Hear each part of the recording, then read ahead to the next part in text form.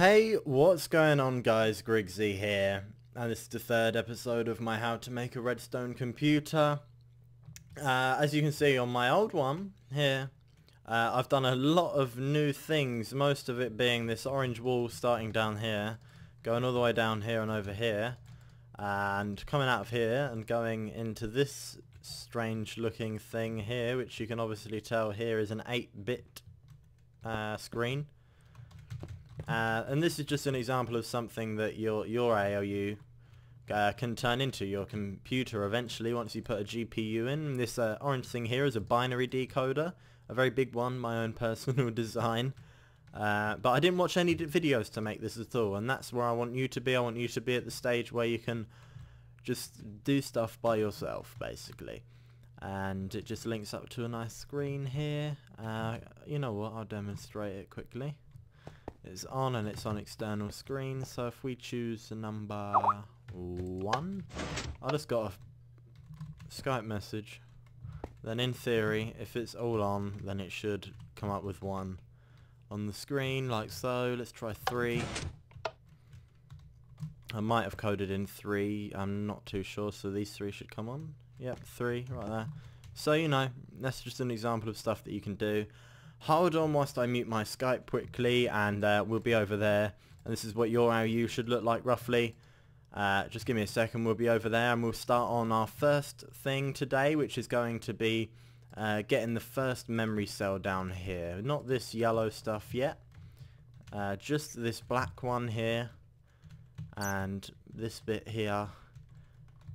And then maybe we might start on this blue bit round here, which is where it links back round to the screen, which means you've got, in theory, you'll have your first kind of operation system where it goes from one place to the other, so that should be exciting.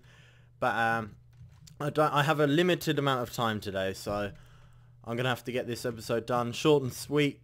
I'm hoping from like around a 15-minute mark. And that's why we're only doing one thing today, which is going to be the memory cell. This video, I'm recording it right now because it was asked for by someone in the comments on my previous 2 ALU videos. But if you are following along with me, I hope that everything is going well for you, understand what you're up to, and definitely look forward to making more of these videos, because I've been working on this orange bit and this for a while now. For like 2.5 weeks, and the week before that I was on holiday for a couple of weeks, so that's really why no videos have kind of gone up about this or on anything on my other channel. But quick Skype check and then we'll be right back. Just a second. Goodbye. Hello. Back. Let's get on with it now. Last episode we put this black bit in here like so, and today we're going to do stuff with it. Hopefully we've got enough space here. I just have to really get rid of some of that, and hopefully I doubt we'll end up budging into that. Obviously you won't, because you won't have this built yet, and hopefully you've gone to a nice secluded area. But for now, let's get started with our first memory cell. That's the one. And now our memory cell uses the same design as our main cell here, so you will have to make an array of T flip-flops again. And it uses this same bus design in order to travel the input that we have coming out of here and make its way over to the memory cell, sorry. So we're going to go ahead with the same normal design, and we're just going to crisscross all the way through here. Now I'm going to go over here quickly and explain some stuff. So as you can see, what I just said, it's going to come out, and it's going to come out all the way over to here, and that's something that I might want to count actually, how many blocks. 1, 2, 3, 4, 5, 6, 7, 8, 9, 10, 11, 12, 13, 14, 15. 15 long, and then we have a line of redstone torches, and this little system down here, which I'll explain when we get to building it. But as you can see right here, it's just an array of T flip-flops, exactly the same as what we have in our main memory cell here. So far what we have out of this whole machine is we have this little bit here with the screen, and we have a little bit of our white bus. We have our inverter here, and we are about to build off here, and we'll have a little bit of an input cell, a black bus already, and we're about to build this. My FPS drops when I come inside that thing, which is nice. You might have seen that. But anyway, let's get ahead with it. I'm going to quickly build this 15 long. So this is 1, 2, 3, 4, 5, 6, 7, 8, 9, 10, 11, 12, 13, 14, 15. And then here is where we have an array of torches. Right, I'm going to quickly cut this bit because it's pretty self-explanatory. You know what you're doing. We're making a crisscross pattern all the way along here, carrying these signals 15 blocks forward. So we have this is 1, and this is 15, and then we have an array of torches on the end of that. So in theory, this is 15 long. That's what I'm going to do. Like that. And I'll just quickly cut that. Right, here we go. Here's that track completely filled in there. And one way to check if it's completely filled in is we will activate all of our inputs on the screen. And for this we can use our inverter. So invert all of our inputs, and if all of them on the end are on, then you know you're in business. Look at my FPS dropping. Wow. As soon as this thing loads, it's crazy. So I'm going to try and keep this on the low down. I might have some problems with FPS whilst building a second one of these, but I'll be able to get around that in some way, shape or form if it's decreasing render distance or something. Right, once you've built your 15 long, we're going to put in our little bit on the end here. And this bit is important that you line it up. So we're going to build a few more blocks out. And we need to do this little wonder bit that I showed you over here. Let me quickly show you here. And now it's important that you line this up. We've built 3 out, and I've just done that over there. And then it goes into the first set of torches that go up to the memory cell itself. But underneath, you must make sure this bit's redstone and that bit's the torch. So that's what I mean by lining up. I thought I'd quickly show you. So this first one is there. And now underneath, put your torch like that. And now we do this for a reason, so we know where to do this. Now this will make perfect sense to you very shortly when I demonstrate. It didn't really make sense to me the first time I watched the video on it. So right here, if we do that, then we crisscross the redstone across, and all of them should light up whether or not these torches are on or not. So if we hop down here again and quickly invert all of our... There goes my FPS. All of these should be off, but all the redstone's still on. And then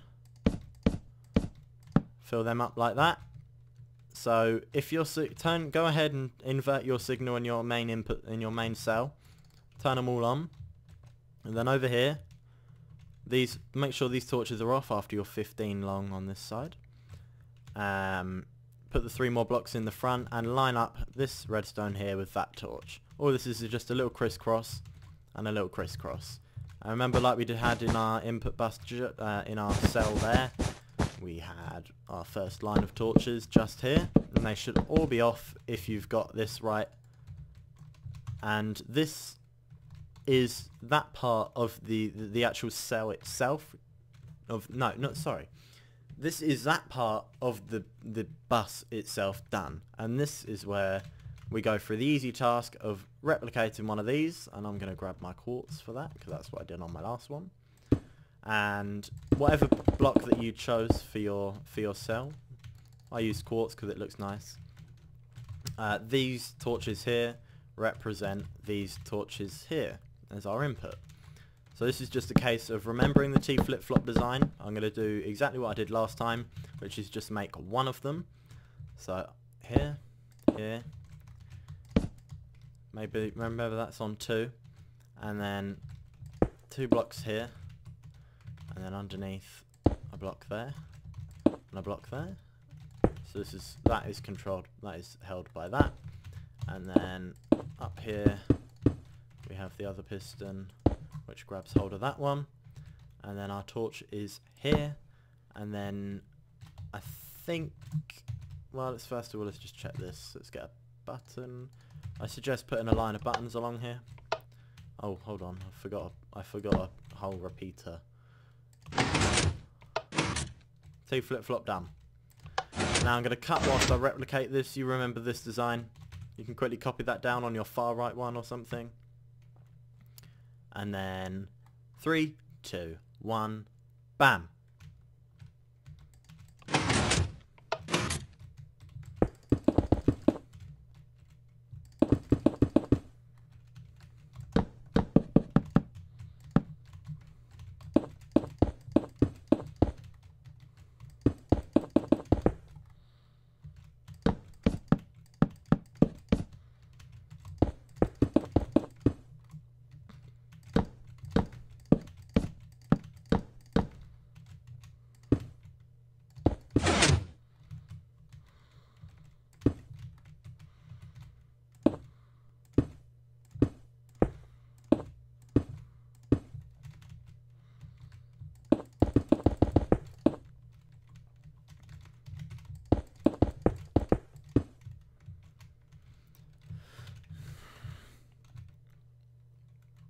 Done.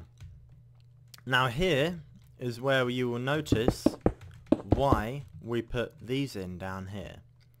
Now if we go ahead and we go over here and we invert our main cell again, so we have nothing at all.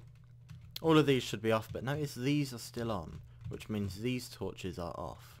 Now if we didn't have these here, we'd be having problems. We'd be having problems because every time, notice all of these cells are up like that. Every time we went ahead and put in something in our main input cell, it would immediately copy it to memory cell 1. Now we don't want it to immediately copy, because that way we have no control of saving. Because when you have your, say you have any form of mobile device, and you wish to save something on it, you press save, and then when you want to delete it, you press delete.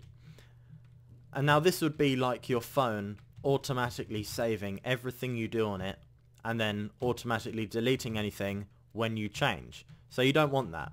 I'll quickly demonstrate on this other full cell here. Right here, if we have our 2 selected, this memory cell has nothing selected. Look, no lights are on, all of them are on. So if we come over here, this light is memory cell 1. If this light is on, it means that memory cell 1 has data in it. Notice I've got the save to memory cell and erase memory cell button, and these buttons here, if we follow it along, they directly link down to this little part which we put in just earlier on that one. So I'll demonstrate that quickly. Obviously I've got another couple actions that happen when I press this, but save to memory cell 1. It wipes the main screen and it comes back and it saves it in here, and if we go over and look, indeed they are saved right there. And now to erase that, erase memory cell 1. But bear in mind, if I quickly save that again, wait for it to come on, we can do stuff on the cell here. We can do whatever we want right there, and the data stays where it is. So that is why we have that little bit underneath. That's a quick lesson. This button here is a great button. If I have this selected and I save this to memory cell 2 and I invert it again, ding ding ding ding, and I save it to memory cell 3. I don't think memory cell 3 is hooked up to this because memory cell 3 is a backup cell, but if I press reset all, ding ding, should go off. Oh, and that one went off, so it is linked up. Right, but that's why we put that in. That's a little quick example of why we do. But there's one more thing that we need to do. We need to link these up to repeaters and a button that we can press. If you just hold on, do what I'm doing here, make stuff like that. Put repeaters going into every single one. Also, make sure these torches are there. I took them away for demonstration purposes, but make sure they're there. Add one more line on the back. Link them all up. It doesn't matter where they are, it doesn't matter anything, as long as they got a button on the end. Now, the reason we have that button there is because if we go down to our lovely inverter here, press that, whole screen comes on, nothing gets saved into here, notice, nothing at all, and then come down here, ding, saved. You see? You know? If we go all the way down here, press that. Nothing. Nothing. So if we press this cell, nothing happens. Let's choose a random cell in the middle, this one. This is the 1, 2, 4, 8. 8. Go ahead and save 8 into our memory cell. There it is. And then we can do whatever we want on this screen. We can deselect everything, we can fool around. But 8 is still saved right there. So that is why we have this bit, and that is what a memory cell does. I think we've hit about 15 minutes at the moment, but that's nothing to me at the moment. I'm going to go a little bit longer. And that is why we have that done. Now there's a little bit extra to this memory cell that you might not have noticed. It's this little black bit here. And this is connected to the same button as down here. Now you might be asking why. It comes up here. And what it does is sends power all the way down here. Now you might be able to guess what that does. It means that it clears it. Now we want that because notice what we have at the moment. If I quickly press 8 again, like that, and then I save it in, that's how you get rid of this 8. At the moment, with this memory cell, we have nothing at all that will delete anything from it, unless we input that number again. So if I put the number 1 in, and I save that, I want to save 000000001 into our memory cell. So we go and press our save button, and it goes in. Perfect. That's exactly what I wanted. Right, now I'm playing around with my memory cell, but this time I want to input an 8. And now I want to save 1000 into my memory cell. So I'm going to go over here and save 1000. Oh, it's not 100 though, is it? It's 1001. And that is because when we inputted our 1, we had nothing that would wipe the cell before we inputted our 8. So this is what this wire does. We have like a little section here. And you can do this however you want, as long as it comes up to here like this, and make sure it's boosted all the way. Oh, hold on, right, let's do this again. I want it to meet there, so here. Don't need that. If I get this wrong again, I'm going to be... Nope, there you go. And then line this all the way down and connect it up. May as well get rid of that.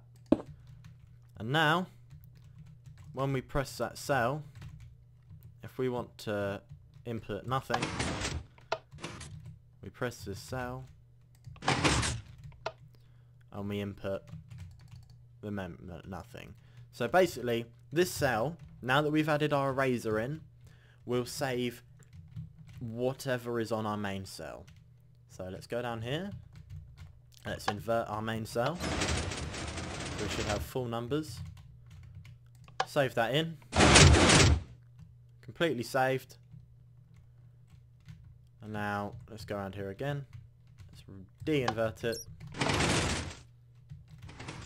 and this means nothing at the moment, I think. And then when I press this button, it should still... No, there you go. There you go. Okay then. Right. Do you see how this works?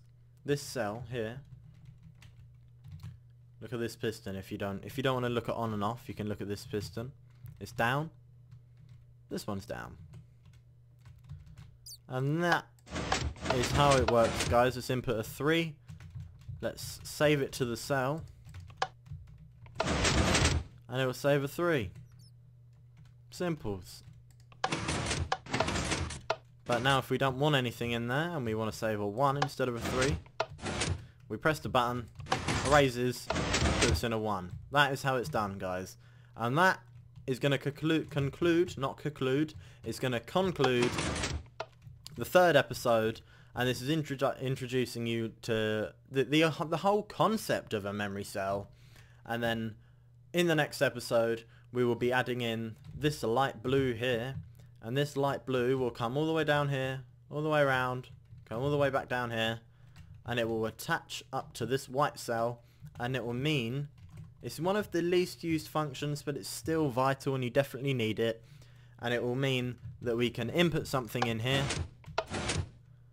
save it, and then we'll be able to press another button somewhere. I don't know where it'll go. I think it's down here.